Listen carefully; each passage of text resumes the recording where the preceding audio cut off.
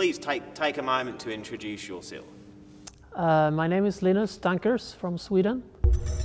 I've been in the crypto world or blockchain world since about 2013, 2014. Are you a hex hodler or staker by chance? No, I'm not a staker or hodler or anything with hex, no. Take us back to that moment when you heard of Bitcoin Hex for the first time. Yeah, so I was at an event in 2018, I think it was, yeah. And it was in Stockholm, and I met Richard Hart on this event. And we spent some time talking just between two presentations. And he told me about his plan to launch something. What I remember, it was called Bitcoin Hex at that time.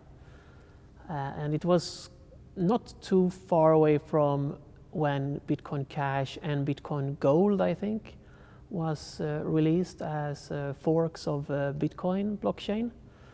And he had some innovative idea on how he wanted to launch his own token, but still somehow based on the Bitcoin blockchain. So the distribution would be similar to Bitcoin Cash and Bitcoin Gold. But at that time he called it Bitcoin Hex, and yeah, I think that was sometime in 2018. In your opinion, why does Hex exist? Well, now it's quite a few years ago, so I guess things have changed since then. But at that time, what I remember was it was more like, well, if they could do it, and I refer to the Bitcoin Cash team or the guys behind Bitcoin Cash and Bitcoin Gold, if they could do it, I mean, I could do it. That's more or less how he phrased it. That why not do it? Everyone else is doing it, so why not do it? I mean, why shouldn't I do it? So, and I mean, he had a knowledge and the skill and the experience, so yeah, he went for it. And it seems he has been successful in it. Okay, so Hex exists purely because it can. Isn't everything that way? I mean, at least Satoshi Vision, Craig Wright's creation, is definitely just because he could, and so he did. I mean, anyone can create an altcoin, and anyone can create a token. So if you have influence, if you have followers or a community of people that believes in you and what you want to create or make, then why not? Go ahead. Yeah, what's your impression of Richard? Well, in this time at 2018, when I met him in Stockholm, we didn't get that much time to talk. I mean, there was so many other who wanted to talk to him as well and so on. But I did actually have a chance a year earlier in 2017 already to have a longer discussion on a live show on Crypto Network something on YouTube. And at that time, everything was about Bitcoin Cash. And I remember him being kind of negative towards the whole big blocker Bitcoin Cash fork. So it's kind of interesting that he actually did release just 2 years later his own kind of fork. But yeah, around that time, I guess that's what happened. 2017, 18, and 19, there was a bunch of people who wanted to create their own forks of Bitcoin. So, yeah. And Hexicans, what have you heard about Hexicans? I honestly don't know. I only heard about the expression a few weeks ago, so I don't know if it's serious or not, or if they all trust or believe that this is the next big thing, if it's going to replace Bitcoin, or if they are more. I'm not sure if they are serious about it or not. I haven't looked into it enough to have an opinion about the Hexicans. It's a funny word, though. I mean, it's funny wordplay they've done with the word itself. So I assume you haven't heard of Hexico then? No. What is that? It's some kind of city? I guess it's in some kind of metaverse world, or is it? Hexico? Yeah? Yeah, Hexico is where the Hexicans live, I think. So I haven't been yet, but I'm looking forward to going there. There's a lot of talk about proof of work versus proof of stake.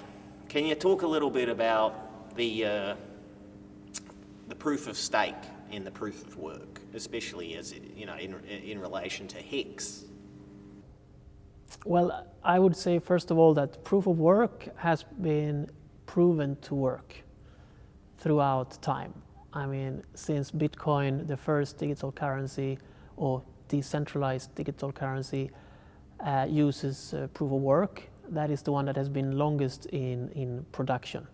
So it's proven to work. Proof of stake has also been used for quite some time, but usually for way smaller altcoins that doesn't need the same security as Bitcoin does. So my personal opinion is still that proof of work is the most reliable way we know how to secure a decentralized blockchain. But there are also the combinations. Some altcoins are using combination of proof of work and proof of stake, and I don't know, maybe that's the best way to go about it, to have a split among those two consensus algorithms.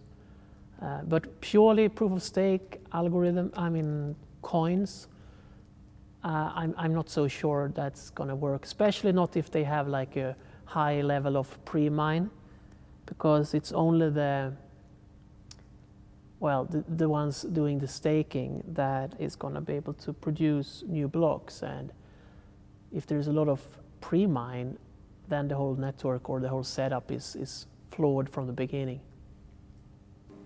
A lot of Hexicans are staked for a number of years, 10 years or more. Where do you think Hex will be in 10 years? Wow. Well, locking balance for that many years, I don't think I've ever seen that in this kind of like tokens or coins. Staking usually is a number of blocks if you want to unstake or stop staking, but usually that is a number of hours or maximum days. So I've never seen such a system as a token or coin where you actually are locking your balance for several years. So that's new to me. But who knows? Maybe it works. I mean, looking on other investment opportunities that you get on the email or on the internet, as soon as they say you have to lock in your funds for that many years, well, that's a red flag for me. But in this case, if it's on a real blockchain and it's verifiable, maybe it will work. I don't know. I wouldn't trust getting into those long-term locking. No, it sounds fishy to me. How does a project prove itself to be decentralized? How do you prove decentralization of your project? How to prove decentralization? I would say, well, if you're on a proof of work blockchain, then it's all about how many are mining and how spread out they are. If all the proof of work mining is based in one facility owned by the founders or developers of the coin, then it's totally centralized. They could as well just have done an ordinary SQL database. It's not really a decentralized blockchain or currency at all. And the same goes for if it's proof of stake. If if everything belongs to a few wallets or a few owners, well, then they have the majority of the staking. So that's the same. Then they can control the blockchain and roll back if they want to. So I would say it's the same for proof of stake and proof of work. If all the mining is centralized, then it's not a decentralized network. If all the staking is centralized, then it's not a decentralized network either. And the same goes if you have staking pools or mining pools. If they have a majority, it's less of a decentralized system as well. So it's difficult to answer how to prove something is decentralized, but one way could be to prove how many nodes are running and where they are situated, like GeoIP or something, to find that they are actually on different locations. And the mining, that somehow prove that mining or staking is being done by at least a certain amount of entities around the world. Otherwise, it seems likely that it's a centralized project. If you were to see Richard in the street now, and he agreed to have a coffee with you or whatever, what kind of questions would you have for him about Hex now? Well, I guess I would like to hear his vision, and especially maybe what is making. Is it only Hex, or should I say Bitcoin Hex? I don't. No, it's known as Hex now. Okay. But Pulse Chain is launching soon, apparently. Okay, and Pulse Chain, was that the thing that is more or less like Ethereum? Yeah, it's Richard's version of Ethereum, as far as I understand. Okay, well, I would say in that case, I would like him to explain to me what is Hex doing better than either Bitcoin or Ethereum. In what way it can offer something that could not be built on top of Bitcoin. I'm quite new to crypto, but these are the questions I've come up with. Are there any other questions that you would like me to ask you while we've got everything set up here? Tricky. Well, I would just like to say in general, when it comes to altcoins, tokens, crypto projects in general, startups and so on, yes, to be careful and try to really get answer to the question what they are trying to solve, what problem they are trying to solve, because people usually get stuck with the questions about, I don't know, what algorithms they use, how many are staking, what the price is, how many exchanges they are listed on. But it all boils down to what is the purpose? What is it that you can do that could not be done otherwise? Because Bitcoin solves one of those really important problems that hasn't been solved before. So what problem does Hex solve? That's my question, and that goes for every other altcoin out there. Like, what do you actually solve with your coin? I'm currently investigating Hex. Is there any other projects you would suggest I look at? I could send you a list of projects that would be really interesting to dig deeper on, but I don't want to say them on camera. What is your impression of Richard? What is he actually trying to do? I mean, he makes no secret of pumpamentals, which I believe is a word he invented, for example. What do you think drives him? Well, that's a good question. First of all, I don't know him well enough to really say that much about him, or what drives him, or what motivates him to do what he's doing. But from especially this session in 2017 and from watching him on several other YouTube live sessions, commenting on other projects, is that he used to be a kind of a Bitcoin maximalist, only referring to Bitcoin as the real digital currency, the real decentralized blockchain, and so forth. So in that sense, he kind of made quite of a U-turn when he's launching his own blockchains and networks and coins and tokens and whatever it is.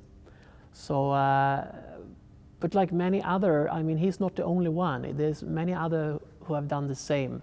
And I guess it's just when the opportunity arises, then some people take the opportunity, some people don't.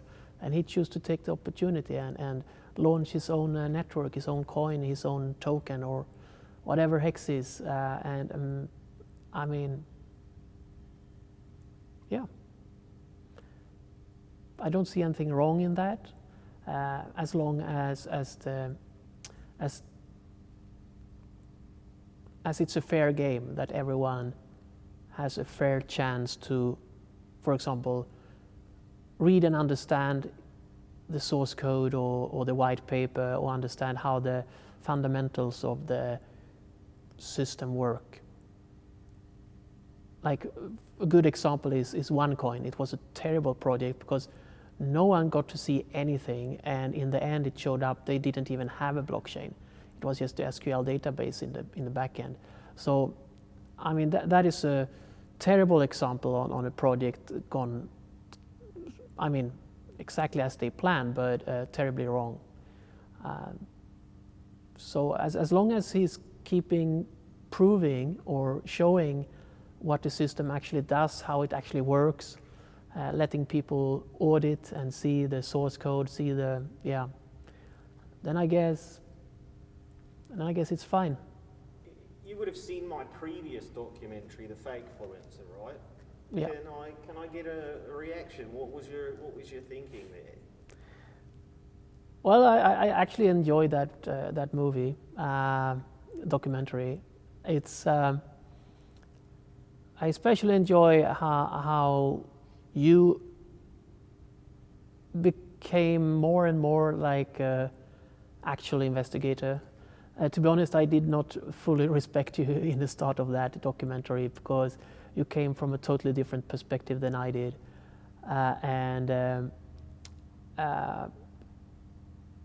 More or less was saying that everything related to blockchain, everything related to Bitcoin, everything related to all of this is just scam, criminal activities and, shit. But throughout the TheFakefluencer, I think you, correct me if I'm wrong, but I think you have realized that blockchain itself and decentralization is really something that is huge. It's a huge benefit for like even humanity, for technology. Well, not quite, mate. But I mean, I'm coming around to some of the DeFi ideas, but I'm not fully convinced yet that it's here to stay. You're going to be there sooner or later. I mean, give it one or two documentaries more, and you're going to realize the benefits of blockchain and decentralization and what it's going to mean for mankind. Okay, and one bonus question. If you could go back in time and tap yourself on the shoulder, say 10 years ago, what hot tip would you give yourself 10 years ago about the industry today?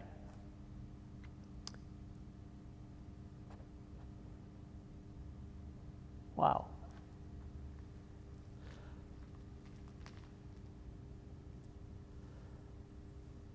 Well, I'm not sure I would like to use that opportunity. I mean, that's a theme for another documentary, but I've gone through a lot of stuff last couple of years, and I mean, of course, if I could go back before that all happened, I could change that, but I'm not sure I want to, because I've been on this journey through crypto land, blockchain land since 2013, 2014. And I don't want to change that, even though it has meant a lot of losses and a lot of problems and things that, yeah, I would have made my life way easier if I could change it. But in the same time, that's the reason why I'm here today, why I'm at this place at this time. So I don't think I would like to change anything, even if I could.